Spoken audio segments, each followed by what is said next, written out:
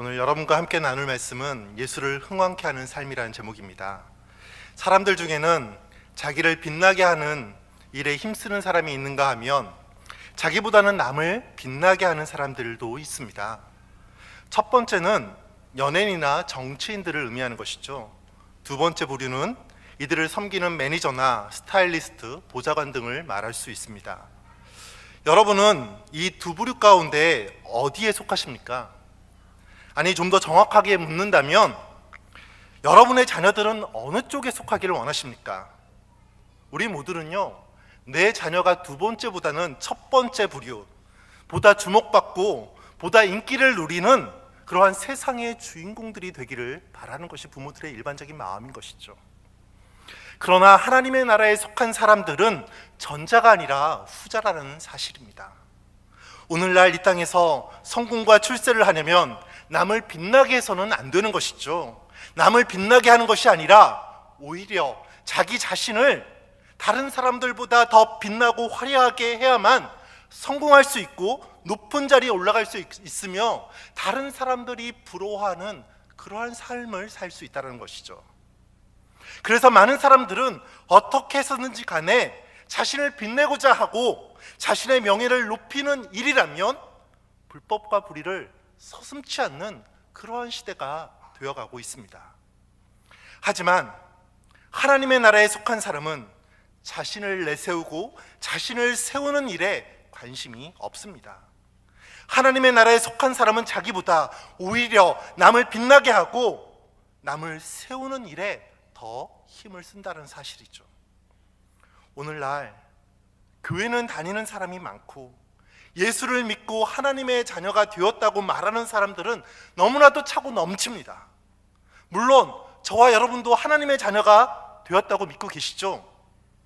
그렇다면 저와 여러분은 과연 나 자신을 빛나는 삶을 살고 있습니까? 아니면 누군가를 빛내주는 삶을 살아가고 계십니까?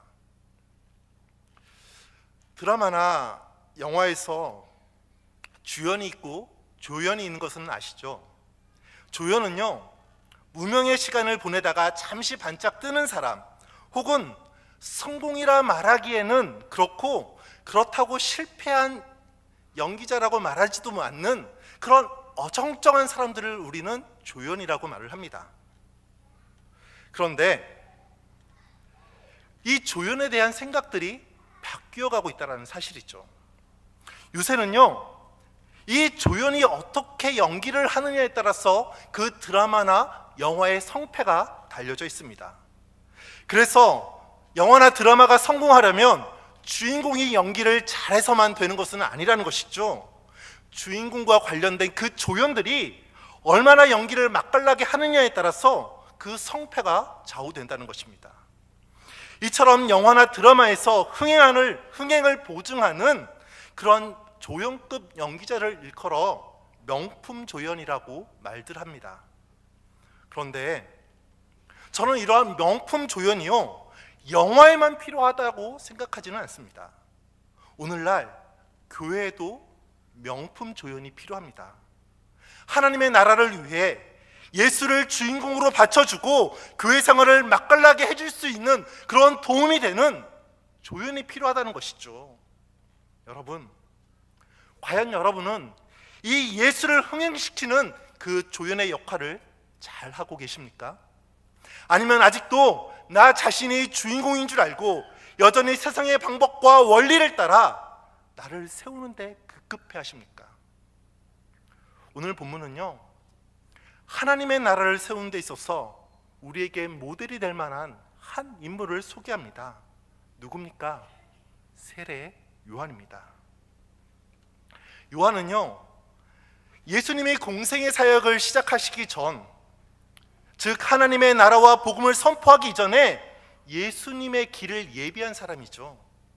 하나님의 나라라는 그 구원의 드라마가 시작되기도 전에 예수님이 그 구원의 드라마의 주인공으로 세워지도록 그렇게 스스로 조연의 역할을 감당한 사람이 요한입니다.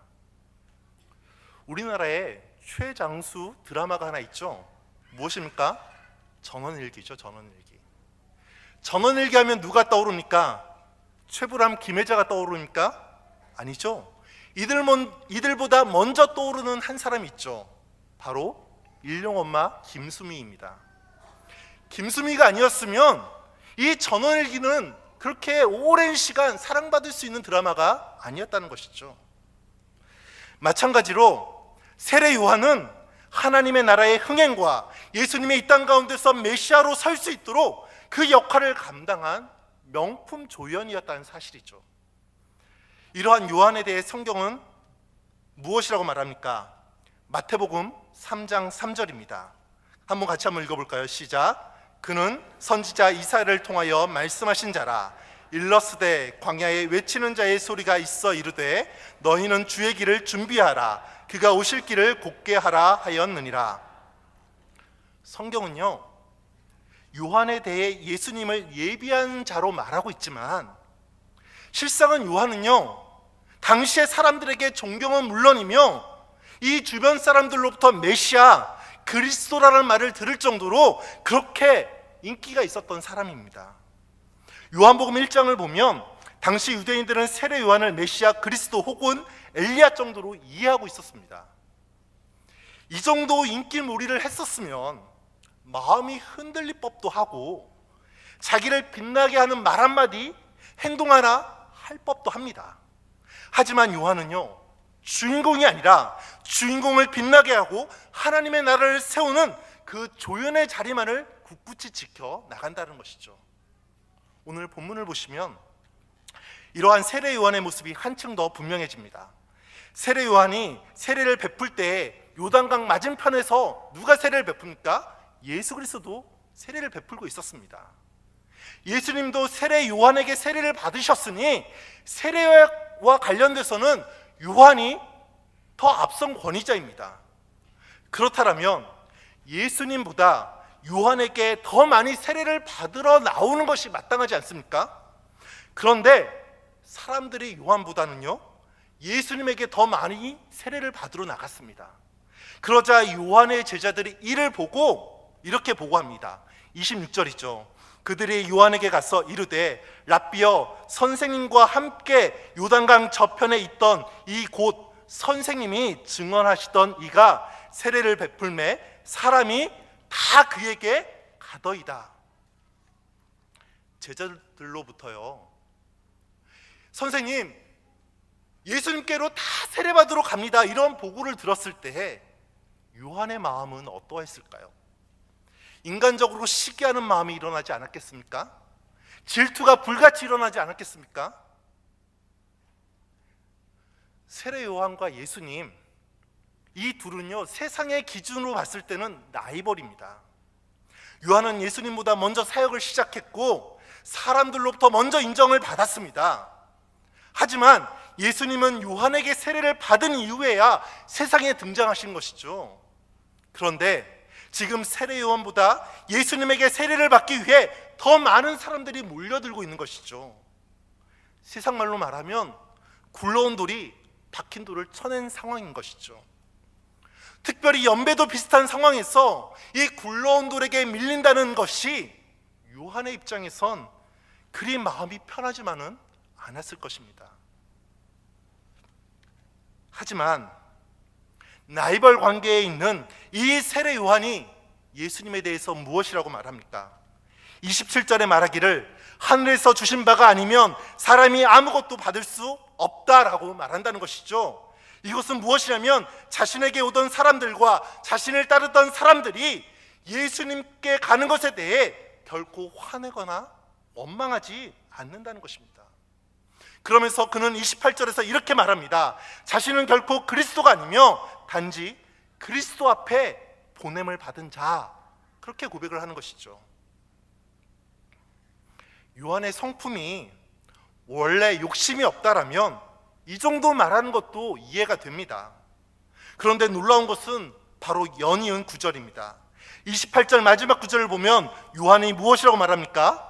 자신은 그리스도가 아니라 단지 그리스도의 길을 예비하는 자라. 그것을 증언할 존재들이 누구라고 말합니까? 너희들, 바로 요한의 제자들이라고 이야기한다는 것이죠.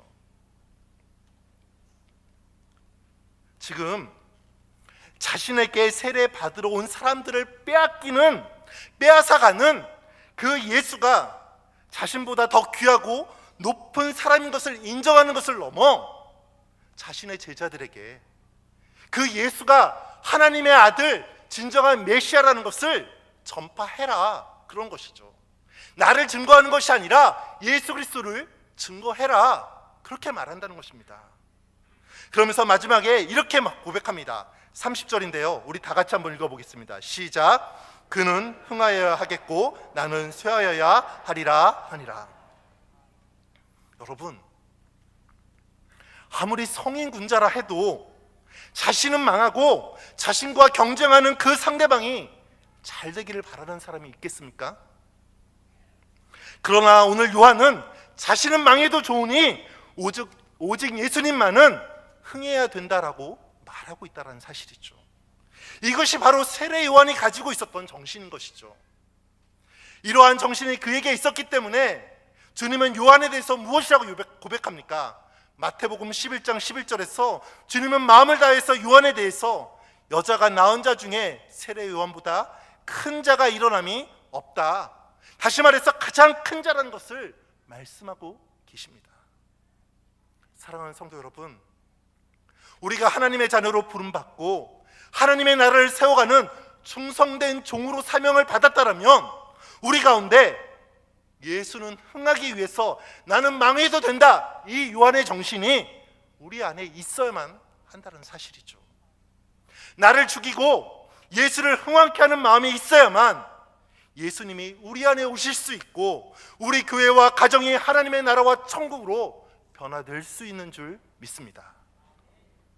오늘날 교회가 힘을 잃고 많은 기독교인들이 빛과 소금의 역할을 감당치 못하고 교회가 세상 속에서 영향력을 미치지 못하는 이유가 어디에 있습니까? 예수를 믿는 사람들은 많고 스스로 기독교인이라 고백하는 사람들은 점점 늘어가지만 예수를 흥왕케 하고 나 자신은 쇠하는 삶을 살아가는 사람들이 없기 때문에 그렇습니다. 대신 교회 안에 어떠한 사람들이 가득해집니까? 나의 성공을 위해 예수는 쇠하고 나는 흥하는 사람, 그러한 사람들이 교회 안에 가득해지고 있다는 사실이죠. 그래서 사람들이 교회를 떠나는 것이고 교회는 약해지는 것이고 우리의 자녀와 젊은이들은 세상 가운데로 빼앗기고 있는 것입니다. 사랑하는 성도 여러분, 여러분 자신은 쇠하고 예수님만이 흥하는 삶을 지금 살고 계십니까? 예수를 흥하게 하기 위해서 나 자신은 쇠하는 일에 우리는 얼마나 관심과 최선이 있습니까? 세례 요한처럼 예수를 흥왕케 하는 삶을 살아가는 사람들이 많아질 때에 교회의 권세는 회복되고 우리의 가정은 천국이 되고 진정한 성도들이 이 땅 가운데 넘쳐나는 줄 믿습니다. 그러면 어떻게 하면 나를 죽이고 예수를 흥왕케 하는 삶을 살아갈 수 있겠습니까? 첫 번째는요, 욕심을 버리고 자신을 낮춰야만 합니다. 오늘 본문을 통해 분명히 알 수 있는 것은 요한에게는 자신을 세우고자 하는 욕심이 없었다는 것이에요. 요한도 성정을 가진 인간이기 때문에 마음 한구석에는 영광을 누리고자 하는 마음이 있었을 것입니다. 모든 사람들이 자기를 향해 그리스도라, 메시아라 그렇게 말했기 때문에 마음 한켠으로는 그래, 내가 이 정도 사역하고 내가 이 정도 그렇게 말씀 전했으면 나도 그만한 소리 들을만 하지, 이런 생각이 있었을 수도 있었습니다. 그렇지만 요한은요, 그러한 인간적인 욕심이 생길 때마다 자신은 결코 그리스도가 아님을 거듭거듭 말했다는 것이죠. 욕심을 다 흘려내려버리고 자신을 겸손히 낮추었습니다. 그가 얼마나 자신을 낮추었는지 요한복음 1장 26절과 27절은 우리에게 말하고 있습니다. 다 같이 한번 읽어보겠습니다. 시작. 대답하되 나는 물로 세례를 베풀거니와 너희 가운데 너희가 알지 못하는 한 사람이 섰으니 곧 내 뒤에 오시는 그이라. 나는 그의 신발끈을 풀기도 감당하지 못하겠노라 하더라. 요한이요, 지금 자신을 낮추는데 어디까지 낮추고 있습니까? 나는 그의 신발끈을 풀기도 감당하지 못하겠다, 이렇게 말한다는 것이에요. 요한은요, 능력이 많았습니다. 요한은요, 많은 사람들에게 칭찬과 존경을 받았습니다. 요한은요, 헤롯이 두려워할 정도로 영적인 권위도 있었습니다. 이러한 요한이 예수님과 비교해도 안 된다 하더라도 예수님의 신발끈을 풀지 못할 정도로 그렇게 나약한 존재입니까? 그렇게 가치가 없는 존재입니까? 그러나 오늘 그는 자신에 대해서 그 신발끈도 풀지 못하는 미천한 존재라고 자신을 낮추고 있다는 사실이죠. 왜요? 자신에게 그 예수님처럼 세우고자 하는 욕심을 다 버렸기 때문에 그렇습니다. 성경은 모든 죄의 근원을 욕심이라고 말하죠. 욕심을 실패의 가장 큰 원인이라고 말을 합니다. 야고보서 1장 14절 15절은 우리에게 무엇이라고 말합니까? 오직 각 사람이 시험을 받는 것은 자기 욕심에 끌려 미혹됨이니 욕심이 잉태한즉 무엇을 낳고요? 죄를 낳고 죄가 장성한즉 무엇을 낳는다? 사망을 낳는다. 신앙생활을 오래 해도요, 욕심은 여전히 남아 시시때때로 우리를 시험의 자리로 이끌어갑니다. 욕심을 다 버린 것 같지만 내가 알지 못하는 사이에 사탄은 내 안에 욕심의 그 씨앗을 뿌려놓고 간다는 것이죠. 그래서 욕심을 내지 말아야 할 것들에 우리는 자꾸 욕심을 내고 그 욕심으로 인해 실패하게 되는데, 그 대표적인 인물이 누굽니까? 이 구약의 사울과 신약의 아나니와 삽비라인 것이죠. 사울은요, 왕이 된 이후에 하나님이 이스라엘의 왕이 아니라 자신이 왕이 되고자 하는 욕심을 품게 됩니다.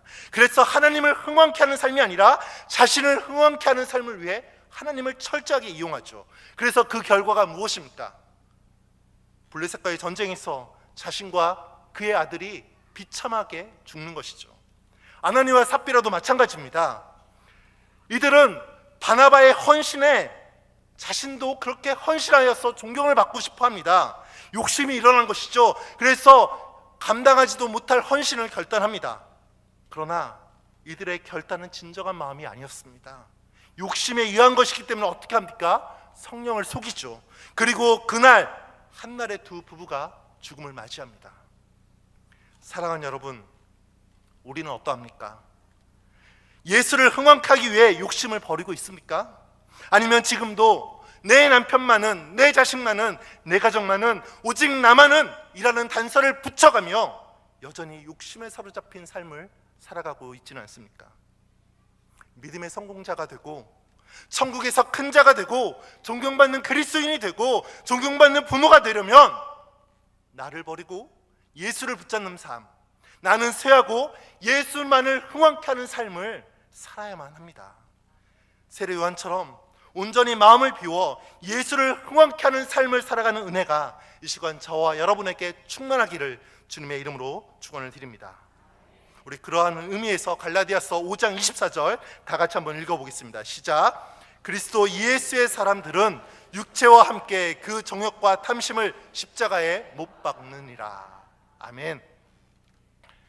요한이요, 예수를 흥왕케 하는 삶을 살 수 있었던 두 번째 이유는 자신의 소명을 분명하게 깨달았기 때문입니다. 27절을 보면 요한은 하늘에서 주신 바가 아니면 사람이 아무것도 받을 수 없다라고 고백하죠. 이 말씀은 예수님이 하시는 일, 예수님께 세례를 받는 것이 하나님에 의해서 주어진 일이라면 계속 흥할 것이기 때문에 사람에 의해서 좌지우지 될 일이 아니라는 것입니다. 그런데요, 좀 더 깊숙이 생각해 보면 지금 요한이 자신의 제자를 가르치는 일이나 자신도 세례를 주는 이 사역 역시도 누가 주신 것이라는 거예요? 하나님이 주신 것이라는 것이죠. 그리고 사람들의 생각과 달리 자신은 메시아가 아니라 단지 메시아가 이 땅에 오셔서 하나님의 나라를 세울 수 있도록 그 밑작업을 하는 도구에 불과하다고 이야기하는 것입니다.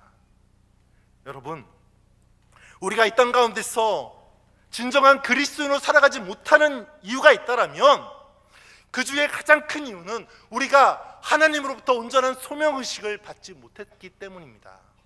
우리가 이 땅 가운데서 그리스도인으로서 살아가야 하는 진정한 소명의식이 있다라면 우리는요, 세상의 빛과 소금으로 이 땅을 살아갈 수 있다는 것이죠.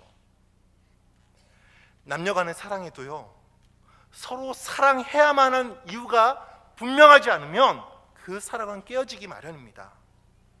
거의 모든 드라마가 그렇죠. 지금 사귀는 내 남자, 내 여자보다 외모도 더 이쁘고 능력도 많고 집안도 빵빵한 그러한 상대방이 생기면 어떻게 됩니까? 바로 고무신을 꺾어 신는 것이 드라마의 모습 아닙니까?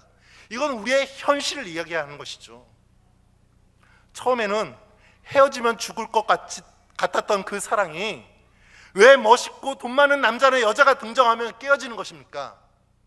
그 상대방을 사랑하지 않으면 안 되는 그 분명한 이유가 그들 가운데 없기 때문에 그렇습니다. 신앙생활도 마찬가지입니다. 우리가 주님을 사랑해야 할, 이 땅에서 하나님의 백성으로 살아가야 할 분명한 소명의식이 없다면 우리 가운데 하나님의 나라는 세워질 수가 없고 예수를 흥왕케 하는 삶을 살 수도 없습니다. 따라서 우리가 예수를 흥왕케 하는 삶을 살기 위해서는 우리는 나에게 주어진 소명의식을 반드시 깨달아야만 한다는 것이죠. 오늘 이 시간 예수를 흥왕케 하는 삶을 살기 위해서라도 하나님께서 저와 여러분에게 주신 그 소명의식을 깨닫는 시간이 되기를 소망합니다. 예수를 흥왕케 하는 삶을 살아가려면 세 번째, 자신의 사역과 역할에 만족할 줄 알아야만 합니다. 만족이라는 것은요, 정말 중요합니다.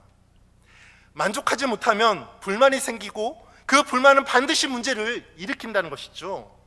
오늘 사회에서 가장 큰 문제인 빈부격차, 이것은요 절대 빈곤에서 발생하는 것이 아니라 자신의 수입에 대해 만족하지 못하기 때문에 일어난다는 것이죠. 내가 지금 먹고 사는 데 있어서 아무런 어려움이 없어도 주변에서 연봉 1억, 2억 이런 소리에 박탈감을 느낀다는 것이죠. 이것은요 경제적인 문제만이 그런 것이 아닙니다. 가정이나 교회 생활도 마찬가지죠. 부부 생활이 점점 어려워진 것이 무엇입니까? 그것은요 내가 지금 이 남편, 이 아내와 살아갈 그러한 것에 있어서 만족을 느끼지 못하기 때문에 그렇습니다. 부모가 자녀들과 갈등이 생기는 이유가 무엇입니까? 자녀에 대한 부모의 기대에 자녀들이 만족하지 못하기 때문에 그렇습니다. 교회 생활이 힘들고 어려운 이유가 무엇입니까? 교회의 분위기나 말씀이 나를 만족시켜주지 못하기 때문에 그렇다는 것이죠. 사람의 만족이란 밑 빠진 독에 물 붓기와 같아서요 아무리 채우고 채워도 채워지지가 않는 것이 사람의 만족인 것이죠. 따라서 성도는요 자족을 배워야만 합니다. 그럼 자족은 언제 찾아옵니까? 자족은요 자신의 위치를 그리고 자신의 역할을 알 때 찾아옵니다. 죄송하지만 하나님은요 어떤 이는 금그릇으로, 또 어떤 이는 은그릇으로, 또 누군가는 나무 그릇이나 질그릇으로 그렇게 지으시고 쓰임받도록 했습니다. 그런데 나는 질그릇인데 이 금그릇이나 은그릇처럼 대접받고자 한다면 이것이 가능하겠습니까? 가능하지 않는다는 것이죠. 질그릇의 가장 큰 가치는 질그릇으로 사용되는 그 범위 안에서 가장 좋은 일에 쓰임받는 것이 가장 가치 있는 일입니다.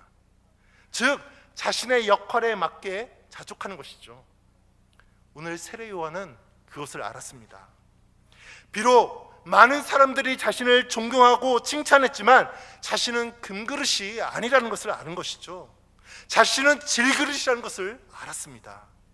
29절에서 세례 요한은 신부를 취하는 자는 신랑이나 라고 말하고 있습니다.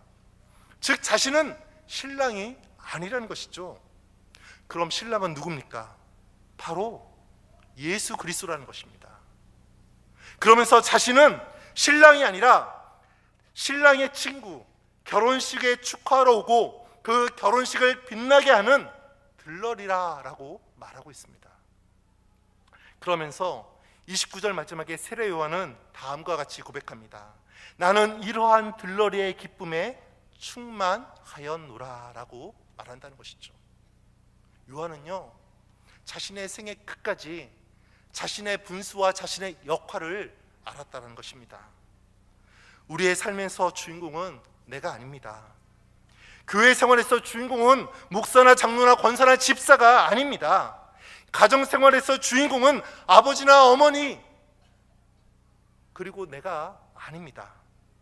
단지 누가 주인공입니까? 예수 그리스도가 주인공이라는 사실이죠. 우리는 그 주인공을 빛나게 하는 들러리라는 사실입니다. 마라톤이란 경기는요, 42.195km를 뛰는 경기입니다. 이처럼 긴 구간을 달리면 자신의 페이스를 유지하는 것이 마라톤의 가장 중요한 요소입니다. 아무리 훌륭한 선수라도 페이스를 잃어버리면 우승은커녕 완주도 못하는 것이 마라톤이죠. 그런데 이들의 훈련 모습을 보면 마라톤 선수는 둘인데요, 뛰는 사람은 꼭 넷입니다. 그러면 그 둘은 누구를 의미하는 것입니까? 이 선수들이 그 페이스에 맞게 완주할 수 있도록 함께 뛰어주는 이 페이스메이커입니다. 다시 말해 페이스메이커란 선수가 완주할 수 있도록, 좋은 성적을 낼 수 있도록 함께 뛰어주는 사람이라는 것이죠. 저는 성도란 이 페이스메이커라고 생각을 합니다. 자신을 세우고 자신의 성공을 위해 이 땅을 살아가는 것이 아니라 하나님의 나라를 세우고 예수 그리스도의 이름이 빛나도록 그 믿음의 경주를 묵묵히 달려가는 존재, 그것이 바로 성도라는 것이죠. 교회가 교회다워지고 성도가 성도다워지고 예수 그리스도의 이름에 권세가 있기 위해서는 내가 죽어야만 한다는 것이죠. 오직 나는 쇠하고 예수 그리스도만이 흥해야만 교회의 부흥도 있고 가정의 회복도 있고 나의 구원도 이루어지는 것이죠. 이것을 위해 오늘도 그리스도의 흥행만을 위해 묵묵히 하나님께서 주신 믿음의 경주를 완주하는 그러한 신앙의 페이스메이커들이 되시기를 주님의 이름으로 축원을 드립니다. 기도하겠습니다. 하나님,